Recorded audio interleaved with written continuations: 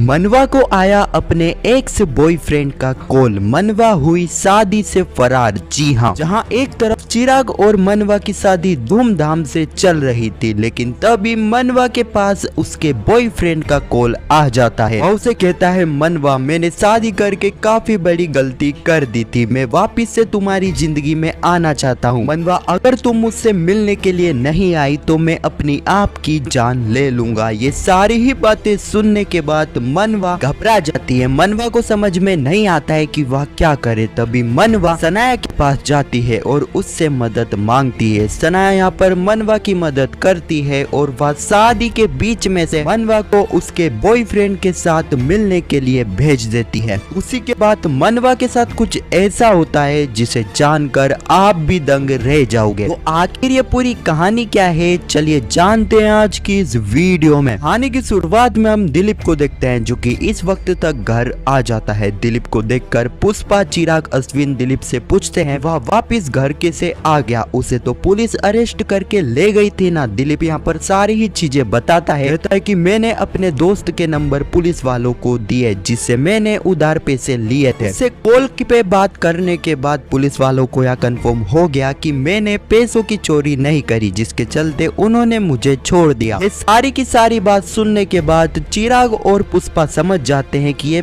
पूरी की पूरी साजिश थी शादी को खराब करने के लिए, क्योंकि कोई भी पुलिस वाला अरेस्ट करके ले जाता है तो वह इस तरह बीच में से मुजरिम को नहीं छोड़ता, उसे मुजरिम को थाने तक ले जाना ही पड़ता है। पुष्पा कहती है, दिलीप अब तू हमें यह बता कि वह कौन सा तेरा दोस्त है जिसने इतने सारे पैसे तुझे उधार दिए। लेकिन हम देखते हैं कि चिराग और पुष्पा के बार बार पूछने के बाद भी दिलीप इसका जवाब नहीं देता है। बातों को वह बार बार घुमाता है। अगले ही पल हम मनवा को देखते हैं जो कि चिराग के बारे में सोच रही थी। तभी मनवा को अपने एक्स बॉयफ्रेंड का कॉल आता है। मनवा यह देखकर घबरा जाती है। वह पहले तो फोन नहीं उठाती है, लेकिन बाद में बार बार फोन लगाने के बाद मनवा फोन उठा लेती है। मनवा जैसे ही फोन उठाती है वह कहता है, मनवा मुझसे काफी बड़ी गलती हो गई, मुझे तुम्हारी जिंदगी में वापस आना है। यह सुनकर मनवा पूरी तरह से दंग रह जाती है। मनवा बिना कुछ बोले यहाँ पर फोन को काट देती है। अगले ही पल हम संतोष और कादम्बरी को देखते हैं। कादम्बरी संतोष को कहती है, संतोष मैं पुष्पा को आज की रात नहीं सोने देना है तो तुम एक काम करो, पुष्पा को कॉल करो। अगले ही पल हम देखते हैं कि संतोष ऐसा ही करता है। संतोष आवाज बदलकर पुष्पा को कहता है, पुष्पा जी मैं तो आपका सुख चिंतक बोल रहा हूँ, मैंने आपको यह बताने के लिए कॉल करा है आपके एक्स हस्बैंड दिलीप पटेल जिसके पास जो पैसे है वह पैसे दिलीप पटेल ने और किसी से नहीं बल्कि आपकी पुरानी दुश्मन कादम्बरी से लिए हैं। यह सुनकर ही पुष्पा के होश उड़ जाते हैं। पुष्पा कुछ पूछती लेकिन इतनी देर में संतोष कॉल काट देता है। पुष्पा को समझ में नहीं आ रहा था कि यहाँ पर दिलीप कादम्बरी के पास क्यों जाएगा, क्योंकि दिलीप को पता है कि वह उनकी जानी दुश्मन है। अभी हम देखते हैं चिराग जो कि पुष्पा के पास आता है और बताता है, माँ मेरे पास एक का कॉल आया था, उसने बताया कि जो आज पुलिस आई थी वह नकली पुलिस थी, मैंने थाने में कॉल करके भी पूछा तो यह बात सही है। पुष्पा यहाँ पर कादम्बरी वाली बात जो कि चिराग को बताती है, यह सुनकर चिराग के भी होश उड़ जाते हैं। सोच रहा है कि अभी उसे कुछ करना होगा, लेकिन यहाँ पर पुष्पा चिराग को रोकती है और कहती है, चिराग तुम अभी कुछ भी नहीं करोगे, जब तक तुम्हारी शादी नहीं हो जाती जब तक हम कुछ भी नहीं करेंगे। अगले ही पल हम सनाया को देखते हैं जो कि अपने डेट की मदद से कादम्बरी का एड्रेस निकाल लेती है और यही एड्रेस पुष्पा को दे देती है। पुष्पा यह चीज देखकर काफी खुश होती है क्योंकि सनाया ने काम ही कुछ ऐसा करा था। पुष्पा सीधे ही कादम्बरी से मिलने के लिए जा रही थी, लेकिन तभी दिलीप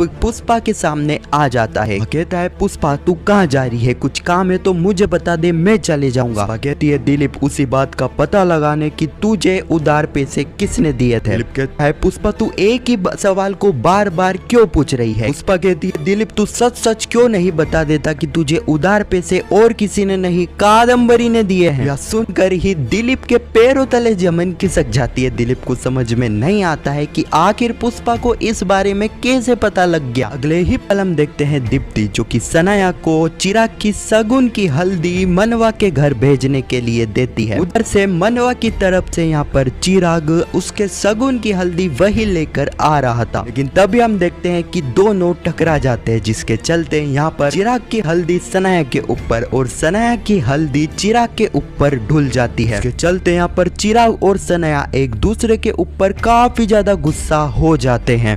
दोनों में छोटी सी बहस भी स्टार्ट हो जाती है। खैर इनको क्या ही पता था कि इन दोनों को कुदरत मिलाने का काम कर रही है। कुदरत इन दोनों को साथ में देखना चाहती है, जो कि आने वाली कहानी में हम देखने भी वाले हैं। अगले ही पर हम देखते हैं कादम्बरी को, कादम्बरी जो कि बैठी हुई थी, लेकिन तभी हम देखते हैं कि कादम्बरी से मिलने के लिए पुष्पा पहुंच जाती है। पुष्पा को देखकर ही कादम्बरी के होश उड़ जाते हैं। पुष्पा कहती है, कादम्बरी तू ये सारी ही चीजें हमारे साथ क्यों कर रही है? तूने दिलीप को पैसे क्यों दिए? तू ये सब क्या कर रही है? कादम्बरी कहती है, पुष्पा तुम इतने दिनों बाद आई हो तो तुम अंदर आ जाओ, मिलकर बात करते हैं। लेकिन यहाँ पर कादम्बरी साफ साफ कह देती है कि नहीं, मैं यहीं से बात करूंगी और तुझे मेरी बातों का जवाब देना होगा। मुझे पता लग चुका है कि तूने ही जानबूझकर चिराग की शादी बिगड़ाने के लिए पुलिस को भेजा था, नकली पुलिस को। कादम्बरी कहती है, पुष्पा तुम तो खुद एक एडवोकेट हो ना, तो सबूत तो साथ में लाई होगी, तो बताओ कहाँ है वो सबूत जिसके चलते तुम यहाँ साबित कर सको कि सारी ही चीजें मैंने रची है, मैंने दिलीप को फंसाया है, मैंने ही नकली पुलिस जेल में भेजी चिराग की शादी बर्बाद करने के लिए। दो सबूत है, सबूत तुम्हारे पास? पुष्पा कहती है, कादम्बरी शरीफ बनने की कोशिश मत करो, मुझे अच्छे से पता है कि यह चीज तुमने ही करी है, यह चीज एक ना एक दिन मैं साबित कर रहूंगी और तुम्हें सलाखों के पीछे पहुंचा कर रहूंगी फिर से। इतना कहकर पुष्पा वहां से चली जाती है। अगले ही पल हम देखते हैं पुष्पा जो कि सीधे ही दिलीप के पास जाती है और उसे कहती है, दिलीप मैं अभी कादम्बरी से मिलकर आई हूँ, अब बताओ तुम्हें क्या जरूरत पड़ गई हमारी जानी दुश्मन कादम्बरी से हाथ मिलाने की? दिलीप कहता है, पुष्पा सच कहूँ ना तो कादम्बरी तुम्हारे से लाख गुना अच्छी है, वह मेरी फीलिंग को समझती है, वह मेरा साथ देती है, वह मेरी मदद करती है। इतना सुनकर ही पुष्पा के होश उड़ जाते हैं और इसी सीन के साथ यह एपिसोड भी यहीं पर समाप्त हो जाता है। अब आने वाली कहानी में हम देखने वाले हैं कि यहाँ पर मनवा का बॉयफ्रेंड जो कि यहाँ पर मनवा को कह देगा कि मनवा अगर तुम मुझसे मिलने नहीं आई मैं खुदकुशी कर लूंगा, मैं अपनी जान दे दूंगा। अब यह सुनकर ही मनवा घबरा जाएगी। मनवा सीधे ही सनाया के पास जाएगी, वह उसे मदद करेगी। अब ना चाहते हुए भी यहाँ पर सनाया को मनवा की मदद करनी पड़ती है। जैसे तैसे रात में यहाँ पर मनवा को उसके बॉयफ्रेंड से मिलने के लिए भेज देती है। इतना हो जाने के बाद मेन ट्विस्ट आता है इस बारे में जो है यहाँ पर पुष्पा को पता लगने वाला है कि मनवा इतनी रात को घर से गायब हो चुकी है। हाँ तो यही कुछ कहानी है जो कि आने वाले एपिसोड में हमें देखने को मिलने वाली है। खैर आपको यह वीडियो कैसी लगी कमेंट में जरूर बताना और पुष्पा इम्पॉसिबल के आने वाले एपिसोड की ऐसी वीडियो के लिए चैनल को सब्सक्राइब अवश्य करना। जब तक के लिए धन्यवाद।